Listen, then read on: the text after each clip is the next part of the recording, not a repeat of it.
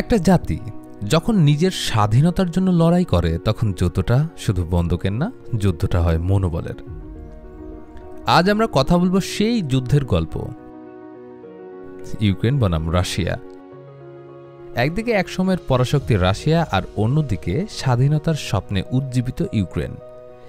কে কতটা শক্তিশালী আর কেনই বা এই যুদ্ধ থামছে না? চলুন ইতিহাসের গভীর থেকে শুরু করি। ইউক্রেন ইউরোপের একটি দেশ, যার আয়তন প্রায় 6,03,628 বর্গ কিলোমিটার। রাশিয়া বাদ দিলে ইউক্রেনই ইউরোপের সবচেয়ে বড় দেশ। 1991 সালের 24 আগস্ট ইউক্রেন ঘোষণা দেয় তার স্বাধীনতার। সেই সময় সোভিয়েত ইউনিয়ন ভাঙছে অবস্থা।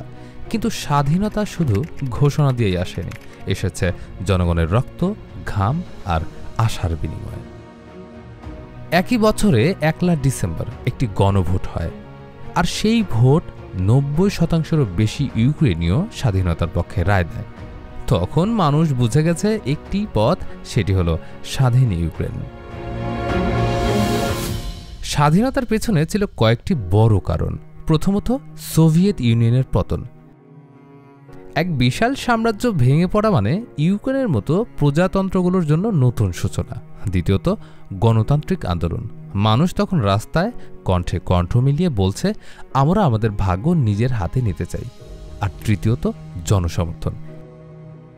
এমন ভোট যেখানে পুরো জাতি এক স্বপ্নে একত্র হয়েছিল। অন্যদিকে রাশিয়া আয়তনে পৃথিবীর সবচেয়ে বড় দেশ। মোট আয়তন প্রায় 1,71,25,191 বর্গ কিলোমিটার। এই দেশ পৃথিবীর স্থলভাগের 8 ভাগের 1 ভাগ দখল করে আছে। রাশিয়ার স্বাধীনতার গল্প একই সময়ের। 1991 সালের ডিসেম্বর মাসে সোভিয়েত ইউনিয়ন ভেঙে যায় আর রাশিয়া হয়ে ওঠে স্বাধীন রাষ্ট্র। কিন্তু এই স্বাধীনতার পেছনেও ছিল অস্থিরতা, অর্থনৈতিক দুর্বলতা, রাজনৈতিক বিশৃঙ্খলা আর একের পর এক বিদ্রোহ। 1989 সালে বার্লিন প্রাচীরের পতন ছিল সেই পরিবর্তনের প্রতীক, যেখান থেকে শুরু হয় এক নতুন যুগের সূচনা। কিন্তু সময়ের সাথে রাশিয়ার মনে এক পুরনো আকাঙ্ক্ষা আবার মাথা তোলে, সাম্রাজ্য পুনর্গঠন। মস্কো থেকে শুরু হওয়া সেই রাজত্ব এখন চায় আবার পুরনো সোভিয়েত অঞ্চলে প্রভাব বিস্তার করতে।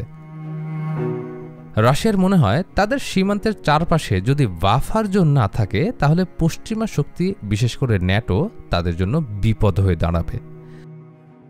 আর তাই তারা ইউক্রেনের দিকে হাত বাড়ায়, বন্ধুত্বের হাত না, বরং আগ্রাসনের হাত। 2022 সালে রাশিয়া ইউক্রেনে পূর্ণাঙ্গ আগ্রাসন চালায়। এরপর থেকে ইউক্রেনের মানুষ যুদ্ধ করছে শুধু ভূখণ্ডের জন্য না, তাদের পরিচয়, স্বাধীনতা আর গণতন্ত্রের জন্য। তারা জানে যদি রাশিয়া জেতে তবে মানবাধিকার লঙ্ঘন, বাস্তবচ্যুতি এবং ভয়াবহ দখলদারিত্বের মুখোমুখি হতে হবে লাখো মানুষের। তাদের জন্য এই যুদ্ধ এক অর্থে অস্তিত্ব রক্ষার যুদ্ধ। একটি জরিপে দেখা গেছে 70% ইউক্রেনীয় জনগণ বলছে শান্তির জন্য জমি ছাড়তে তারা রাজি নয়। কারণ তারা জানে আজ যদি পিছু হটে, কাল হয়তো তাদের দেশই থাকবে না। তাদের যুদ্ধ এখন শুধু মাটির জন্য নয়, গণতন্ত্র, স্বাধীনতা আর পশ্চিমা মূল্যবোধের পক্ষে দাঁড়ানোর যুদ্ধ। অন্যদিকে রাশিয়া বিশ্বাস করে ন্যাটোর সম্প্রসারণ তাদের নিরাপত্তার জন্য হুমকি। তারা মনে করে যদি ইউক্রেন ন্যাটোর সদস্য হয়, তাহলে পশ্চিমা অস্ত্র আর সৈন্য তাদের দরজায় এসে দাঁড়াবে। আর এই ভয়ই রাশিয়াকে ঠেলে দিয়েছে একটি আগ্রাসী যুদ্ধনীতির দিকে। তাদের আরেক লক্ষ্য অর্থনৈতিক নিয়ন্ত্রণ। কৃষ্ণ সাগরের বন্দর, গ্যাস পাইপলাইন, এই সব কৌশলগত সম্পদের দখল নিতে চায় তারা। সব মিলিয়ে রাশিয়া মনে করে যতক্ষণ না তারা ইউক্রেনকে নিজেদের প্রভাব বলয়ে রাখছে, ততক্ষণ তাদের সাম্রাজ্য নিরাপদ নয়। এখন দেখা যাক যুদ্ধক্ষেত্রে কার কতটা সামরিক শক্তি।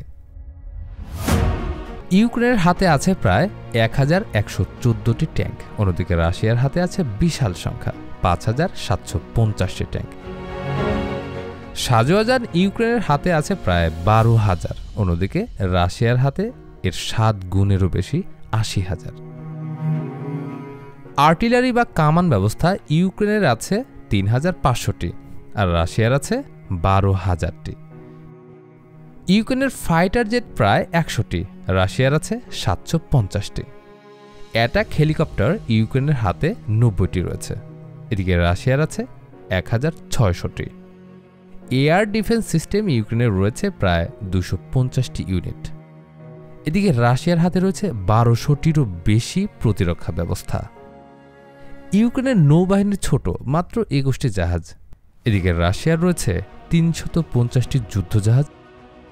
তাহলে সংখ্যায় রাশিয়া স্পষ্টতই শক্তিশালী, কিন্তু যুদ্ধের আসল মাপকাঠি শুধু অস্ত্র নয়, মনোবল, কৌশল আর মিত্রতা। একদিকে রাশিয়ার ট্যাঙ্ক, জেট আর কামান, অন্যদিকে ইউক্রেনের সাহস, একতা আর মনোবল। এই যুদ্ধের ফলাফল হয়তো ইতিহাস লিখবে, কিন্তু মানবতার চোখে জয় হবে সেই দেশের যারা স্বাধীনতার পতাকা নিজের হাতে ধরে রাখতে পারে, যত বড় শত্রুই সামনে থাকুক না কেন।